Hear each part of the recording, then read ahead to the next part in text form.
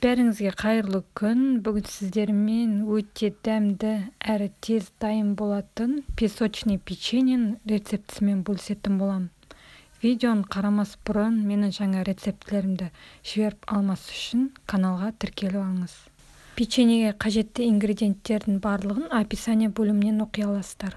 Ол үшін ең алдымен ыдысымызға бір жұмыртқа және де 100 грамм қантымызды саламыз, және де 100 грамм сұйық май құйып, жақсылап араластырып алатын боламыз.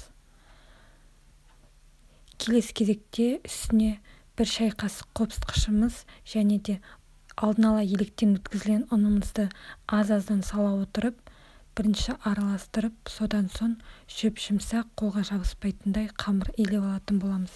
Міне қамырымызды жақсылап илеп дайындап алдық. Келесі кезекте қолымызбен шариктер жасап қалыпқа орналастырып алатын боламыз. Қалыпқа орналастырып алған соң, осылай шанышқының көмегімен үстінен басып, із қалдырып шығатын боламыз. Және де қызып тұрған пеште 180 градуста 20-25 минут пісіріп алатын боламыз. Міне печеньелеріміз де дайын болып қалды. Сіздер де дәл осы рецептімен міндетті түрде жасап көріңіздер.